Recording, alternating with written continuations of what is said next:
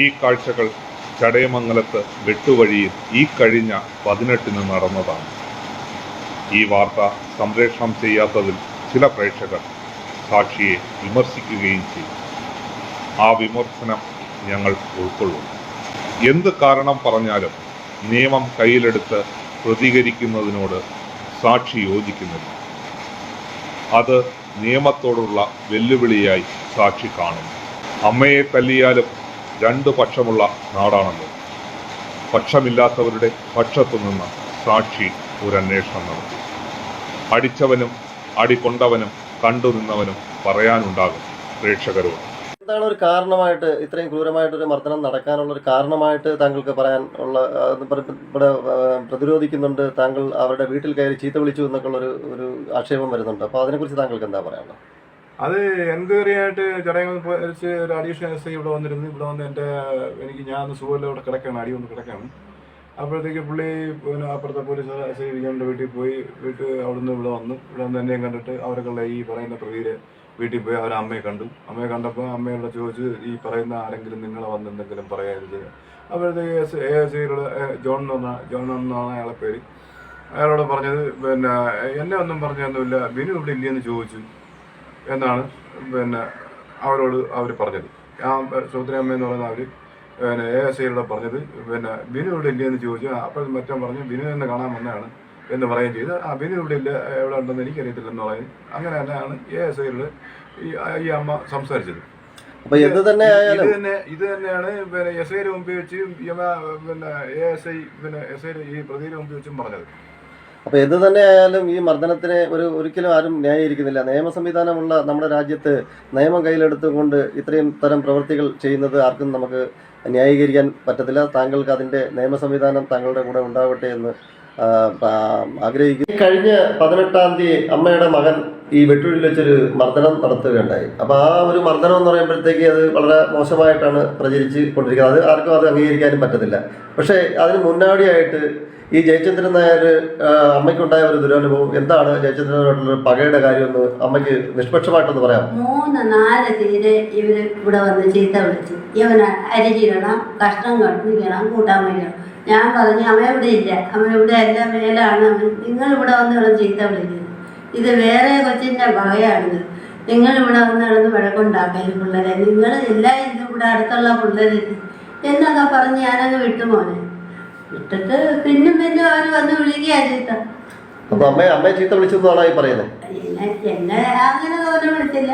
ഇവനെ വിളിച്ചാൽ മതിയല്ലോ. അവനെ നമ്മളെ വീട്ടിൻ്റെ അവിടെ വന്ന് കഷ്ണം വെട്ടും, പ്രസവിച്ച തള്ളവാരുടെ കഷ്ണം വെട്ടും, തുണ്ടം വെട്ടും എന്നൊക്കെ പറഞ്ഞാൽ പിന്നെ തള്ളവാരെയൊക്കെ സഹിക്കും. അപ്പൊ അമ്മ ഇതിന് ന്യായീകരിക്കുന്നത് എന്താണ് അമ്മയുടെ ആവശ്യം? ആവശ്യമെന്ന് പറഞ്ഞാൽ ഇനി തങ്ങളിൽ വഴക്കും പ്രശ്നവും ഒന്നും ഇല്ലാതാക്കി അങ്ങ് കളഞ്ഞ് എങ്ങനെയെങ്കിലും അങ്ങ് ചൊവ്വേ നേരെ പോട്ട് പോലെ അടുത്തുള്ള പിള്ളേരെന്ത് ചെയ്യും ഇല്ല. അല്ലാതെ വേറെ ബുദ്ധിമുട്ടൊന്നുമില്ല. ഇനി ഇതുപോലെ ഇവിടെ വന്ന് ചീത്ത വിളിക്കാൻ പറ്റും. അമ്മയുടെ വീട്ടിൽ വന്ന് ചീത്ത വിളിക്കാറുണ്ടായിരുന്നു എന്നുള്ളതാണ് അമ്മ പറയുന്നത് അല്ലേ? ഈ വീട്ടിന്റെ അവിടെ വന്ന് ചീത്ത വിളിക്കാനും യമ്മാർ തങ്ങളിൽ പ്രശ്നം ഉണ്ടാക്കുകയും ചെയ്യും. അതിന് നിവർത്തി ഉണ്ടെങ്കിലും മക്കളെ നിങ്ങൾ ഉണ്ടാകും. ഇവിടുത്തെ വീട്ടുകാരന് ഇവിടെ ഉണ്ടായിരുന്നെങ്കിൽ അപ്പോഴേ വേണ്ടുന്ന ആളുകളെ വിളിച്ച് കൈകാര്യം ചെയ്യാൻ. ഇപ്പോഴെങ്ങും വന്ന് ഒരുത്തനും വന്ന് ചീത്ത വിളിച്ചിട്ടില്ല. ഈ കഴിഞ്ഞ 18-ാം തീയതി വെട്ടുവഴിയിൽ വെച്ച് വളരെ ദാരുണമായ രീതിയിൽ ഒരു മധ്യവയസ്കനെ തല്ലിച്ചതയ്ക്കുന്ന ദൃശ്യങ്ങൾ നമ്മൾ സാമൂഹ്യ മാധ്യമങ്ങളിൽ വൈറലാണ്. അപ്പം ഒത്തിരി പേരും അതിനെ ന്യായീകരിക്കുന്നില്ല, ആരും അതിനെ അനുകൂലിക്കുന്നില്ല. നിയമ സംവിധാനമുള്ള ഒരു രാജ്യമത്താണ് നമ്മൾ താമസിക്കുന്നത്. അപ്പോൾ ആ നിയമം കയ്യിലെടുത്തുകൊണ്ട് താങ്കൾക്കുണ്ടായ ആ പ്രകോപനവും താങ്കൾക്ക് ഉണ്ടായ മാനസികാവസ്ഥയും എന്താണ് ഇങ്ങനെ ചെയ്യാനുണ്ടായ ഒരു അവസ്ഥയൊന്ന് ഒന്ന് പറയാം. എനിക്കുള്ള ഒരു മാമൻ്റെ അച്ഛൻ മരിച്ചുപോയി. എൻ്റെ ഒരു അപ്പൂപ്പനാണ് മൂലങ്കോട്. ഞാൻ ആ മരിപ്പ് വീട്ടിൽ പോയിട്ട് ഒരു 12 മണിയോടോ ഞാൻ വെട്ടുവഴിയിലോട്ട് നമ്മുടെ ജംഗ്ഷനിലോട്ട് വരുമ്പോൾ ഈ ബേബി എന്ന് പറയുന്ന ഒരു ആളും നമ്മുടെ അയൽവക്കത്ത ബേബി എന്ന് പറഞ്ഞ ആളും മണീൻ്റെ ഒരു ചേടാൻ കുട്ടനെന്ന് പറഞ്ഞ ഒരാളും കൂടെ എന്നെ കൈ കാണിച്ചു.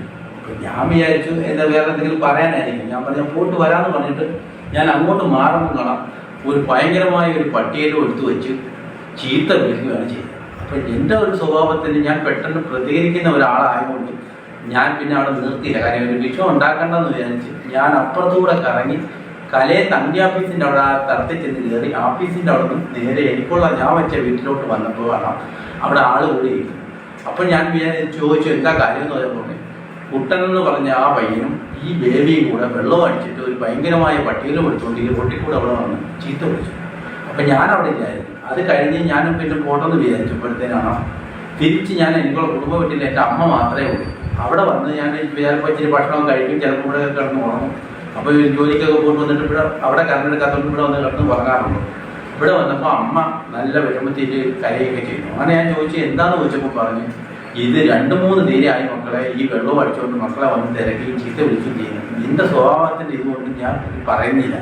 അപ്പോൾ പറഞ്ഞു കഴിഞ്ഞാൽ നീ ചോദിക്കുമെന്ന് വിചാരിച്ചിട്ട് ഞാൻ പറഞ്ഞില്ല. പക്ഷെ ഇന്ന് എനിക്ക് തീരെ തയ്ക്കാൻ വയ്യുന്നു. അങ്ങനെ ഞാൻ വിചാരിച്ചു, നമ്മൾ ജനിച്ചാവുന്ന വീട്ടിൽ നമ്മളിപ്പോൾ ഒരാളുടെ വഴക്കിനും പോകാത്ത ഒരാൾ റോട്ടിൽ കയറി വന്ന് ഇങ്ങനെ ഒരു വയസ്സായ ഒരു അമ്മയെ ചീത്ത വിളിക്കുന്നത് മോശമല്ലേ, അത് എന്താണ് കാര്യമെന്ന് അറിയാൻ വേണ്ടി ഞാൻ റോട്ടിൽ ചെന്നപ്പോഴത്തേനാണ് ഇവൻ അടിച്ച് ഫിറ്റായി ഒരു തടിക്കഷ്ണവും കൊണ്ട് അവിടെ നിൽക്കുന്നത്. അങ്ങനെ ഞാൻ ചോദിച്ചു അത് എന്താ കാര്യം എന്ന് ചോദിച്ചു. അപ്പോഴത്തേനാണ് ഇവൻ്റെ കയ്യിൽ വേറെ മറ്റവൻ്റെ കയ്യിൽ ഒരു പൈപ്പ് വരുന്നു. ഇപ്പം ഈ പൈപ്പ് അവിടെ താത്തിട്ടേക്കും. അങ്ങനെ പറഞ്ഞ് ഞാൻ മറ്റവനെ എന്നോട് കാര്യമായിട്ട് പറഞ്ഞ് ഉടക്കിയപ്പോൾ അവൻ്റെ ചെള്ളയ്ക്ക് ഒരു അടി കൊടുത്തു. അവരറിയ ഒരു ഒറ്റ ഓടി ഇച്ചിരി കഴിഞ്ഞ് ഞാൻ മുറത്ത് നിന്നപ്പോഴാണ് മറ്റേ ബേബി എന്ന് പറഞ്ഞ ആള് ആ വഞ്ചിപ്പെട്ടിയിൽ അവിടെ.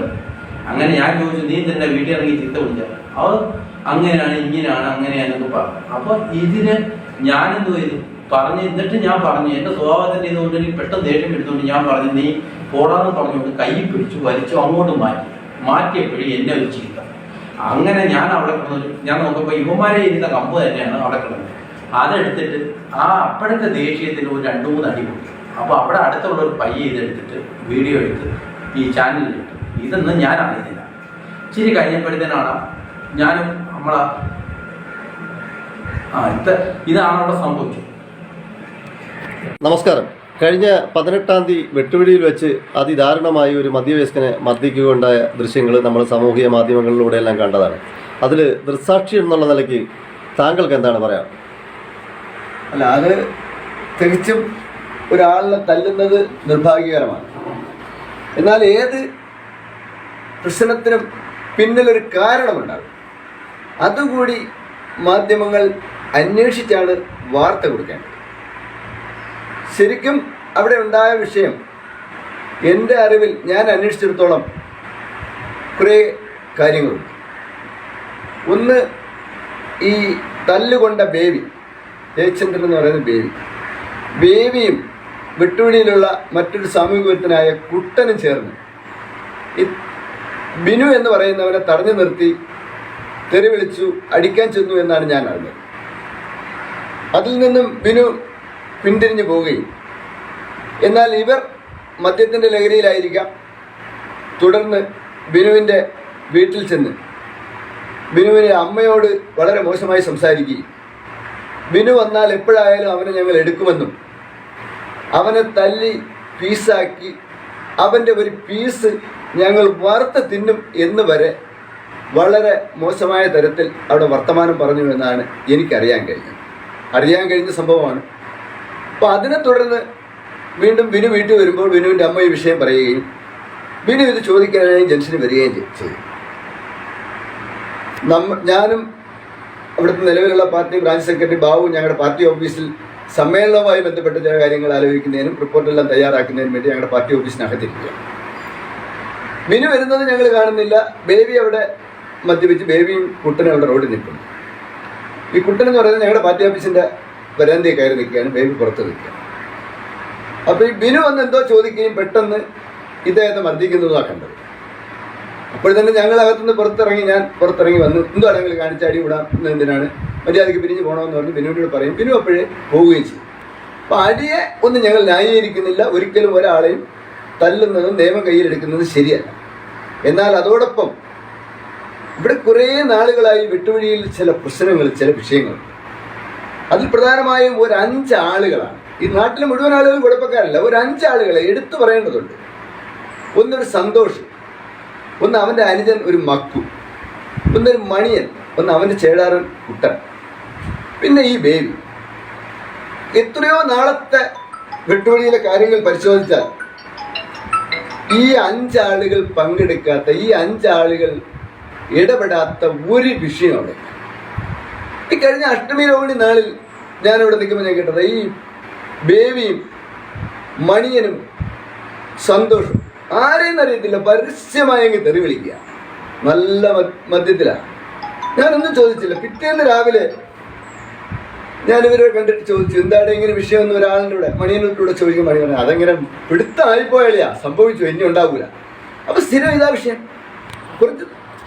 കുറച്ച് ദിവസത്തിന് മുന്നേ അവിടെ ഒരു റേഷൻ കട നടത്തുന്ന വിധവയായ ഒരു സ്ത്രീയുണ്ട്. ഈ ബേബി അവിടെ ചെന്നിട്ട് പച്ചയായി തെറി വിളിച്ചെന്നാ പറഞ്ഞത്. ഞാൻ കേട്ടില്ല. പിറ്റേ ദിവസം അറിഞ്ഞിട്ട് ഞാൻ ബേബിയോട് ചോദിച്ചേട്ടാ, നീ ഇങ്ങനെ ഇവർ ചീത്ത വിളിച്ചെന്ന് പറഞ്ഞു. എന്തിനാടാ? അല്ല, അതങ്ങ് പറ്റിപ്പോയണ. പക്ഷയാ ഇങ്ങനെ തലേ ദിവസം കൃത്യമായി തെറി വിളിക്കുക, പിറ്റേ നീ പക്ഷ. അതിന്റെ ഓപ്പോസിറ്റുള്ള ഒരു ശശികലയെ പല ദിവസവും തെറി വിളിച്ചിട്ടുണ്ട്. തൊട്ടിപ്പുറത്ത് ഒരു സരസ്വതിയമ്മയുണ്ട് വിധവ, അവരെ തെറി വിളിച്ചു. അവിടെ ഒരു പാവപ്പെട്ട സതീശൻ മേശിനി എന്ന് പറയുന്ന ഒരാളുണ്ടായിരുന്നു. നിരന്തരം അയാളെ തെറി വിളിക്കും. അയാൾ ഇവിടെ നിന്ന് പൊളിച്ചു കെട്ടിപ്പോയി. അതാണ് അവസ്ഥ. കാരണം പരിശോധിക്കുമ്പോൾ എന്താ, ഇവന്മാർ ചോദിക്കുമ്പോൾ കള്ളു കുടിക്കാൻ പൈസ കൊടുക്കാം. ഈ പറയുന്ന ബേബിക്കെതിരെ ബേബിയുടെ സഹോദരന്റെ ഭാര്യയും മക്കളും ചേർന്ന് ചടയമംഗലം പോലീസ് സ്റ്റേഷനിൽ പരാതി കൊടുത്തിരിക്കുക. എന്തിനാ? ഓണത്തിന് അവരെ വീട്ടിൽ കയറി വീട് അടിച്ചു പൊളിച്ചു, ജനലടക്കം അടിച്ചു പൊളിച്ചു. അപ്പൊ നിരന്തരം പ്രശ്നക്കാരൻ. സ്വന്തം മാതാവ് ഒരു ദിവസം എന്നോട് പറഞ്ഞത്, അവർക്ക് സുഖമില്ലാതെ കിടന്നപ്പോൾ അവര് എന്തെല്ലാം കാര്യം പറഞ്ഞ് കക്കി പിടിച്ച് വലിച്ച് അവർ കട്ടിലിൽ നിന്ന് താഴെ വീണ് അവരെ കൈ ഒഴിക്കും. അപ്പൊ നിരന്തരം വിഷയങ്ങൾ ഉണ്ടാക്കുന്ന ഒരു വ്യക്തിയാണ് ഈ. അത് മാത്രമല്ല, അവിടെ കുടുംബശ്രീക്കാരുമായിട്ടും തൊഴിലുറപ്പുകാരുമായിട്ടും വിഷയങ്ങൾ ഉണ്ടാക്കി. അപ്പൊ എല്ലാവരുമായും നിരന്തരം വിഷയങ്ങൾ ഉണ്ടാക്കുന്ന കക്ഷികൾ. എല്ലാ ദിവസവും ഉണ്ടാകുന്ന പ്രശ്നങ്ങളിൽ ഞാൻ ഈ പറഞ്ഞ 5 ആളിൽ ഏതെങ്കിലും 2 ആളുകൾ കാണും. ഒന്നീ ഇവർ തമ്മിലായിരിക്കാം, അല്ലെങ്കിൽ മറ്റുള്ളവരുമായിട്ടായിരിക്കാം. ഇതെല്ലാം ഈ സമൂഹത്തിൽ പല ആളുകൾക്കും അറിയാൻ നന്നായി ബോധ്യപ്പെടുന്നതാണ്. എല്ലാവരും ഇത് കണ്ട് മനം എടുത്തിരിക്കുന്നത്. എന്നാൽ പ്രതികരിക്കത്തില്ല. പലപ്പോഴും അവിടെയുള്ള പലരോട് ഞാൻ ചോദിച്ചിട്ടുണ്ട്. അപ്പോൾ അവരെല്ലാം പറയും, ഞങ്ങൾ സഹിയിട്ടിരിക്കുക, എന്ത് ചെയ്യണമെന്നറിയത്തില്ല എന്ന് പറയുന്നവരാണ് എങ്കിൽ പോലും ഇപ്പം ഈ സംഭവവുമായി ബന്ധപ്പെട്ട് ഞാൻ നേരത്തെ പറഞ്ഞില്ല, ഞങ്ങൾക്കിതിൽ യാതൊരു രാഷ്ട്രീയവുമില്ല, ഞങ്ങൾക്കിതിൽ യാതൊരു ബന്ധവുമില്ല. ഈ ബിനു ഞങ്ങളുടെ പാർട്ടിയുടെയും ജാഥയിലും ഒക്കെ പങ്കെടുത്തിട്ടുണ്ടെന്നുള്ള അല്ലാതെ ഒരു അനുഭാവി എന്നുള്ളപ്പുറം ഒന്നുമല്ല. അത് ഈ ബേബിയും പലപ്പോഴും ഞങ്ങളുടെ ജാതിയിൽ പങ്കെടുത്തിട്ടുണ്ട്. നേരത്തെ അല്ല, ഇത്രയും സാമൂഹ്യ വിരുദ്ധ പണികളും പ്രവൃത്തികളും ഉള്ളത് കൊണ്ട് ഞങ്ങൾ മാറ്റി നിർത്തിയിട്ടുള്ളതാണ്. അപ്പൊ അത്തരത്തിൽ ഒരു രാഷ്ട്രീയമില്ലാത്ത 5 ആളുകളായി പറഞ്ഞവരല്ല. പക്ഷേ ഇപ്പോൾ ഈ പ്രശ്നത്തിന് ഒരു രാഷ്ട്രീയ മുഖം കൊടുക്കുവാൻ, അത് CPM-നെതിരെ തിരിക്കുവാൻ ചില ആളുകൾ ഇവിടെ ഒളിഞ്ഞും തെളിഞ്ഞും പ്രവർത്തിക്കുന്നു എന്നുള്ളത് വളരെ വേദനാജനകമാണ്. വേദനാജനകം എന്ന് പറയുന്നതിന് കാരണം, നമ്മുടെ നാട്ടിൽ സമാധാനം കാംക്ഷിക്കണമെങ്കിൽ, നമ്മുടെ നാട്ടിൽ പുരോഗതി ഉണ്ടാവണമെങ്കിൽ, നമ്മുടെ നാട്ടിൽ നല്ല അന്തരീക്ഷം ഉണ്ടാവണമെങ്കിൽ ഏത് രാഷ്ട്രീയ പാർട്ടിയിൽ പ്രവർത്തിക്കുന്നവനായാലും ശരി, സാമൂഹ്യ വിരുദ്ധ പണികൾ കാണിക്കുന്നവൻ, തെറ്റ് കാണിക്കുന്നവനെ അകറ്റി നിർത്തുവാനും അവനെതിരെ വിരൽ ചൂണ്ടുവാനും നമ്മൾ തയ്യാറായാൽ മാത്രമേ ഒരു നല്ല സമൂഹം ഉണ്ടാവൂ എന്ന ബോധ്യം ഇവരെ സപ്പോർട്ട് ചെയ്യുന്നവർക്കുണ്ടാവണം. അപ്പം ഞാൻ തികച്ചും ഇപ്പോഴും പറയുന്നു, ഞങ്ങൾക്കിതിൽ യാതൊരു രാഷ്ട്രീയവുമില്ല, ഒരാളെയും പിന്തുണയ്ക്കാൻ പോകുന്നില്ല. ബേബി തന്നെ പറയുന്നുണ്ട്, ബേബിയെ തല്ലിയിട്ട് ആശുപത്രിയിൽ കൊണ്ടുപോകാൻ ഒരാളില്ലായിരുന്നെന്ന്. എന്താണ് അതിൻ്റെ കാരണം? അത്ര കണ്ട് ബുദ്ധിമുട്ട് ഈ ബേബി അടക്കമുള്ളവർക്കൊണ്ട് അവിടെ ഉണ്ടായിട്ടുണ്ട്. എന്നാൽ ബേബിയുടെ കുടുംബത്തിലുള്ള 2-3 ആളുകളുണ്ടല്ലോ, ആർക്കും ഒരു പരാതിയില്ലല്ലോ, അവരാരുടെ ഒന്നിനും പണിയില്ലല്ലോ. അപ്പം മര്യാദക്കാരുടെ ഇടയിൽ 4-5 ആളുകൾ ചേർന്ന് പ്രവർത്തിക്കുന്ന ഈ പ്രവൃത്തികളെ ന്യായീകരിച്ചാൽ വീണ്ടും അവർ വഷളാണ്. ഓക്കെ, പ്രതികരിച്ചതിന് നന്ദി. ഈ കഴിഞ്ഞ 18-ാം തീയതി ഇവിടെ ഒരു മധ്യവയസ്കനെ അതിദാരുണമായ രീതിയിൽ മർദ്ദിച്ച ഒരു സംഭവം താങ്കൾ കണ്ടു കാണുമായിട്ടുണ്ട്. അതിനെക്കുറിച്ച് താങ്കൾക്ക് എന്താണ് പറയാനുള്ളത്? ഇവിടെ നിരന്തരമുള്ള സംഭവമാണത്. നമുക്കിവിടെ ജോലിക്ക് എന്നെയും ബുദ്ധിമുട്ടുള്ളൊരു കാര്യമായിട്ടാണ് നമ്മൾ തന്നെ മതിയാക്കി പോകുന്നത്. ഇവിടെ ഉറക്കെ പറയാമോ? അത് തന്നെ ഇവിടെ നിരന്തരമുള്ള സംഭവമാണ്. നമുക്കിവിടെ സ്വസ്ഥതയായിട്ട് ജീവിക്കാൻ, മാന്യമായിട്ട് ജീവിക്കാൻ ഒക്കാത്തൊരു സിറ്റുവേഷനാണ്. കുറേ മരുന്നടിക്കാരൊക്കെ കാരണം ജീവിക്കാനൊക്കത്തില്ല. അതൊരു സംഭവമുണ്ട്, സത്യാവസ്ഥയാണത്. ഇവിടെ ഈ പണ്ടത്തെ ഒരു പേര്, ആ പേരിൽ തന്നെയാണെന്നും ആ ഒരു പേരിൽ മുന്നോട്ട് പോകാനുള്ളതാണ് കുറച്ച് ആൾക്കാർ ശ്രമിക്കുന്നത്. നേരെ കൊണ്ടുവരാൻ പോലും ആരും സമ്മതിക്കത്തില്ല. അല്ല, എന്താണ് ഇതിനെ ഒരു താങ്കൾ കണ്ടതാണോ ഈ കാര്യങ്ങൾ? ഇത്രയും നമുക്ക് ന്യായീകരിക്കാൻ പറ്റത്തില്ല. ഒരു നിയമ സംവിധാനമുള്ള നമ്മുടെ രാജ്യത്ത് ഇങ്ങനെ നിയമം കയ്യിലെടുത്തുകൊണ്ട് ഒരാൾ ചെയ്ത ഒരു കാര്യത്തെ നമുക്ക് ഒരിക്കലും ന്യായീകരിക്കാൻ പറ്റത്തില്ല. പക്ഷേ എന്നാൽ പോലും അതിൻ്റെ പിന്നിലുള്ള ഒരു സത്യാവസ്ഥ നമുക്ക് ജനത്തിനെ അറിയിക്കണം. അത് തന്നെയാണ് സംഭവം. ഇങ്ങനെ നടന്നതുകൊണ്ട് ഞാനും അന്ന് സ്ഥലത്തില്ലായിരുന്നു. പക്ഷെ ഇങ്ങനെ അടുത്ത് വന്നപ്പോഴാണ് അറിയുന്നത്. ഞാനും ഇങ്ങനെ മാധ്യമങ്ങളുടെ കൂടെയാണ് ഞാൻ അറിയുന്നത്. പക്ഷേ നിരന്തരം എന്നെ തന്നെ ഇവിടെ ജോലി ചെയ്യാനൊക്കാത്തൊരു സിറ്റുവേഷൻ ഉണ്ടായിരുന്നു. ഇപ്പൊ നിരന്തരം ഒരു പ്രശ്നം ഉള്ള ഒരു ഏരിയയാണ്. സ്ഥലം തന്നെയാണ്, യാതൊരു സംശയമില്ല. നേരെ കൊണ്ടുവരാനായിട്ട് എല്ലാവരും കൂടെ ശ്രമിച്ച് നമ്മളൊക്കെ അതിന് വേണ്ടി ശ്രമിക്കാൻ തയ്യാറാണ്. നല്ല രീതിയിൽ കൊണ്ടുവരുന്നതിന് ആത്മാർത്ഥമായി എല്ലാവരും സഹകരിക്കണം എന്നുള്ളതാണ്. അത് ഇപ്പം ഇത് സ്ഥിരമായിട്ട് ഇവിടെ ഇങ്ങനെ നടന്നുകൊണ്ടിരിക്കുന്ന ഇത് ഒരു വീഡിയോ പ്രചരിച്ചെങ്കിലും ഇവിടെ സ്ഥിരമായിട്ട് ഇങ്ങനെ സ്ഥിരമായിട്ടുണ്ട്. അപ്പം നമുക്ക് ഇവിടെ വളരെ ബുദ്ധിമുട്ട് തന്നെയാണ്. സാമൂഹിക കടക്കാർക്ക് എല്ലാവർക്കും ബുദ്ധിമുട്ട് ആരും പേടിച്ചായിരിക്കും ഇത് പറയാത്തത്. അതെ. ഓക്കെ. സാധാരണക്കാരന്റെ സ്വൈര ജീവിതത്തിന് തടസ്സം നിൽക്കുന്ന സാമൂഹ്യ വിരുദ്ധരെ മാറോടണയ്ക്കുന്നതിനോടും നിയമം കയ്യിലെടുക്കുന്നവരെ ന്യായീകരിക്കുന്നതിനോടും സാക്ഷി യോജിക്കുന്നില്ല.